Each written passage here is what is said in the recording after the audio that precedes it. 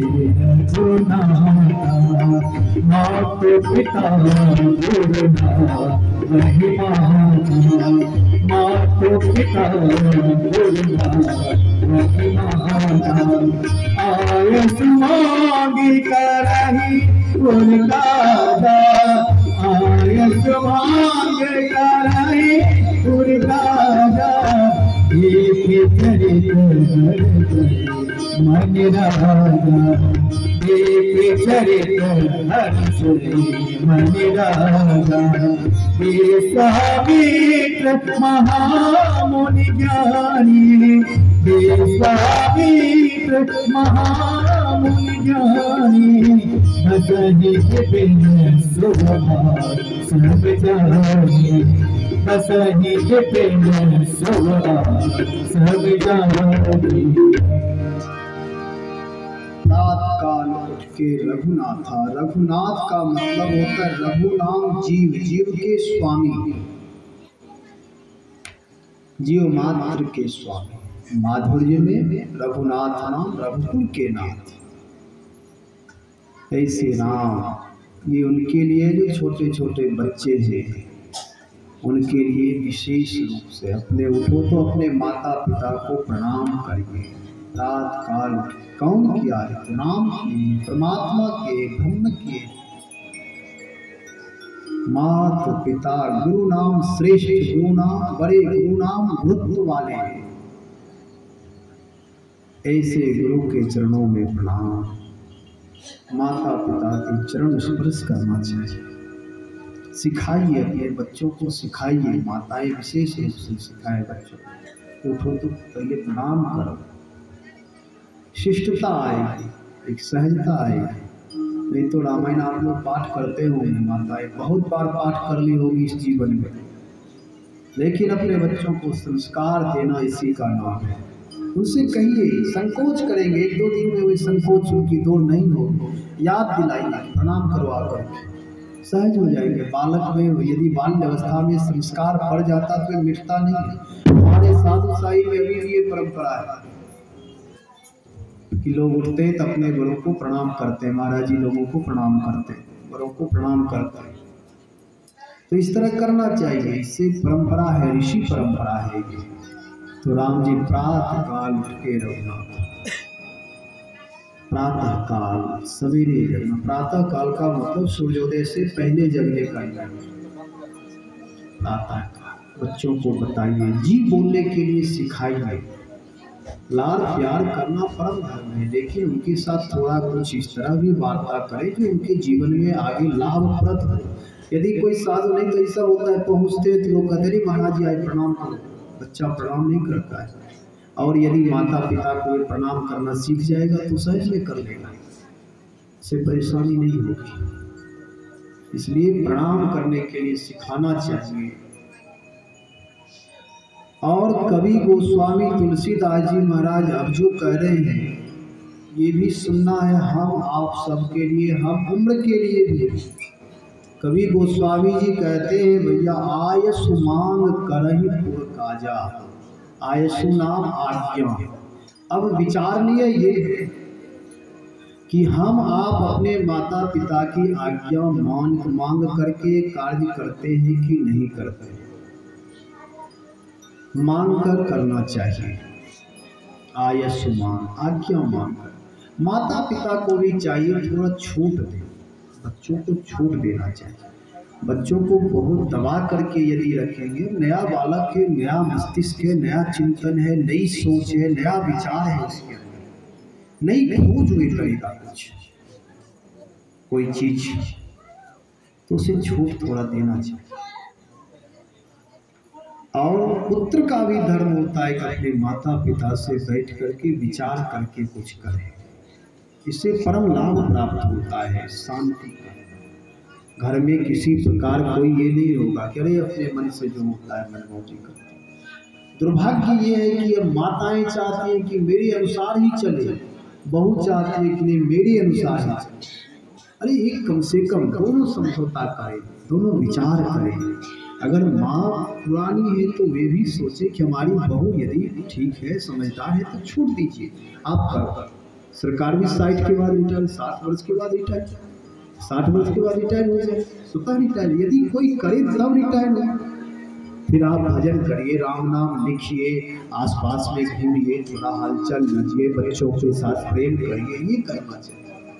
और यदि हमेशा चाहेंगे कानून विधि ही बने रहे, ज्ञाता ही बने रहे, तो तालमेल नहीं होता है। इसलिए थोड़ा वैचारिक मंथन होना चाहिए। छूट दीजिए, कभी कभी छूट देना चाहिए।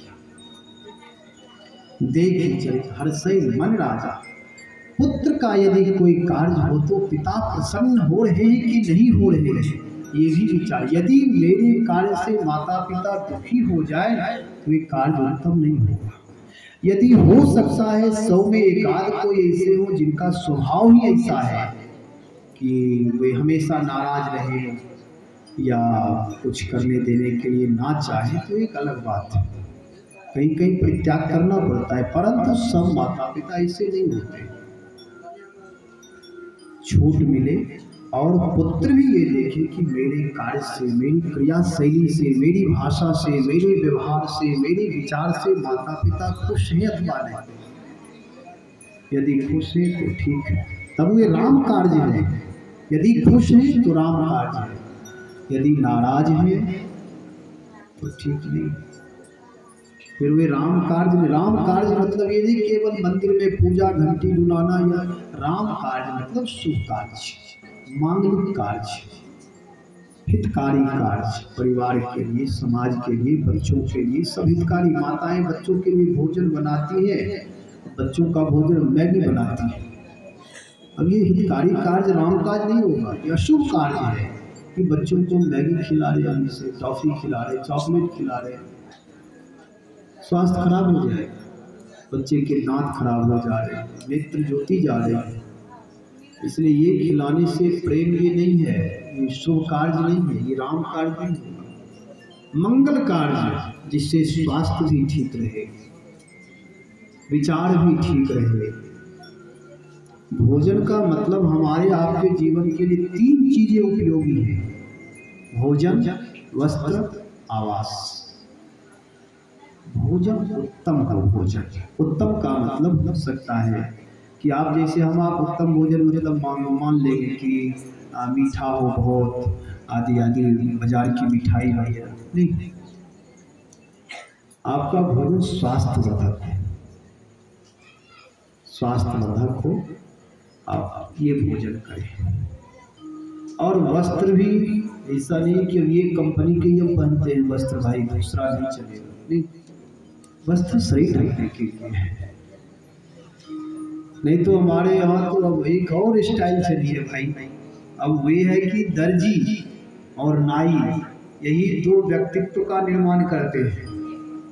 हेयर स्टाइल भी बदल गया है। आश्चर्य लगता है, हेयर स्टाइल बदल गया, इसी स्टाइल से कटाते हैं कि आश्चर्य लगता है यार ये कौन स्टाइल है। और वस्त्र भी ऐसे ऐसे सिलवाते हैं, आश्चर्य लगता है ये क्या है।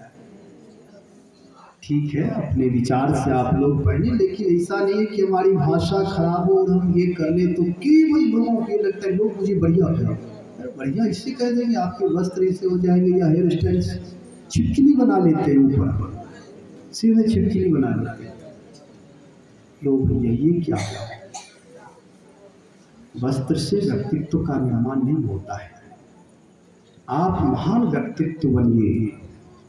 एक बार जब बराक ओबामा भारत आने वाले थे तो उस समय उनके नाम से उनके चित्र पर कितने टी-शर्ट लिख गए थे।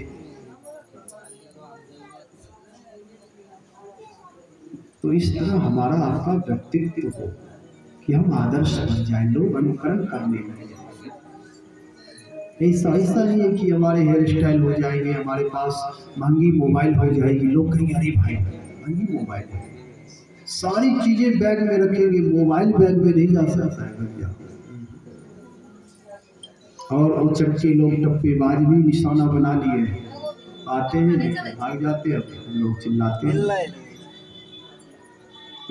इससे निर्माण नहीं होता है। एक एक क्षण मेरा निर्माण हो, कहेंगे महाराज जी कथा में यही सब होती है, कथा में ये सब नहीं होती है। लेकिन हमें लगता है कि वर्तमान में ये भी जरूरी है समाज में। हम कोई ऐसा नहीं है कि हम कोई बहुत ज़्यादा अपने आप को कोई दिखाने को नहीं। मुझे ये लगता है कि जो कथाएं आप लोग सुन रहे, मुझे सास ससुर के किस्सा, शादी सरोज के किस्सा में नहीं कर सकता। ये मेरे संस्कार में नहीं है और नहीं आएगा। मैं ऐसा अनुकरण जीवन में नहीं किया आज तक और ना करेंगे, नहीं करेंगे। मैं हमेशा राष्ट्र पक्ष, समाज पक्ष रखता हूँ। यदि मेरे एक शब्द भी 4 घंटे में यदि उसमें समाज का हित हो, राष्ट्र का हित हो, तो मैं उसे वापस ले सकता, गलती मान सकता। ये मैं अपने आप को स्वीकार किया। यदि किसी को प्रमाद आ रहा है, नींद आ रही है, तो मैं उसकी कमी है, मुझे नींद नहीं आ रही। बहुत सारे लोग हैं जो सुन रहे हैं, लोग कहते हैं महाराज जी ये नहीं, चुटकुला नहीं होगा तो नींद आ जाएगी। ये तो आपकी कमी है भाई। आप चाहते हो कि जो मेरा स्तर है उसी पर महाराज को भी घसीट कर ले आए। नहीं, मैं हमेशा राम नाम जप करता हूँ, अपना स्टेज बढ़ाने के लिए, लेवल बढ़ाने के लिए अनुसंधान करता हूँ, मौन रहता हूँ, आंख बंद करके बैठता हूँ, खोजी बन करके खोजते रहते हैं। कहेंगे कि महाराज आप प्रशंसा नहीं है। मैं इसलिए कह रहा हूँ कि मुझे आप यदि लोग शिकायत करते हैं, अरे ये कथा है, भैया कथा यही है। आप राम जन्म आदि ये सब तो कथा सजी रहे हैं। आप विचार करें, जो प्रबुद्ध लोग होंगे, सामान्य लोगों की बात में नहीं कर रहा है, मैं कर रहा हूँ क्योंकि सबकी अपनी दृष्टि है। लेकिन प्रबुद्ध लोग विचार करें कि कथा का लेवल क्या होना चाहिए, उससे समाज में भला होना चाहिए अथवा नुकसान। प्रबुद्ध लोग, पढ़े लिखे शिक्षित लोग जो विचार करना चाहिए। सबके पास मोबाइल, सब लोग कथा सुनते हैं, ना कभी कोई साधना की चर्चा होती है, ना राष्ट्रपरक चर्चा होती है, ना हित की बात होती है। इसलिए समाज मेरा ही समाज है। मैं आपकी समाज से ही बाहर गया, पुनः मैं वही वापस कर रहा हूँ जो अन्य जगह से लाया। समाज से ही मिला हुआ है कुछ, ऋषि समाज से, संत समाज से, तो देना चाहिए। तो कहने का तात्पर्य ये है कि जो बालक अथवा जो बालिकाएं, जो भाई अथवा जो बहनें, यदि हमारे कार्य से माता पिता दुखी हो रहे हैं, ऐसा कार्य नहीं करना।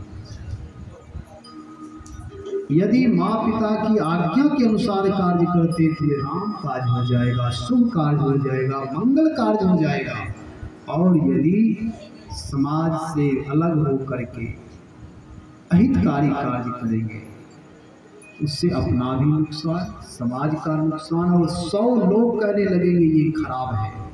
और यदि 100 लोग खराब कर दिए तो अच्छे लोग भी खराब हो जाएंगे, क्योंकि 100 लोग नेगेटिव थॉट्स दिए हैं, इसमें विचार अपना दिए हैं कि ये गलत है, गलत है, गलत है, सब जगह से गलत गलत गलत, तो ये खराब हो जाएगा। इसलिए ऐसा हमेशा सोच रखना चाहिए, लोग ना कहें मुझे खराब, क्योंकि यदि 10 लोग किसी को नेगेटिव विचार हमेशा देंगे तो ये खराब हो जाएगा। इसलिए मैं कहता हूँ कि समाज में ऐसा हो रहा है, माताएं बच्चे को खराब खराब खराब हमेशा ऐसा, ये बेकार, नालायक है। आप नहीं कहें, क्योंकि आपकी आत्मा है। आप हमेशा कहिए उत्तम है, उत्तम है, महान है, उत्तम व्यक्तित्व है, क्योंकि आपका वो धर्म है, आपका वो संस्कार है, आपकी वो आत्मा है। आप यदि चाहेंगे तो ये उत्तम हो सकता है, महान हो सकता है, सुंदर हो सकता है, दिव्य हो सकता है, उसके अंदर शक्ति आ जाएगी। तो इस प्रकार विचार करना चाहिए। तो यहाँ कह रहे आयुष मांग करई पुरकाजा, देखी चरित हंसई मन राजा। और अब विश्वामित्र जी महाराज का आगमन यहाँ से नया प्रसंग प्रारंभ हो रहा है। राम जी की बाल लीला इस प्रकार चल रही है। अब राम थोड़े बड़े हो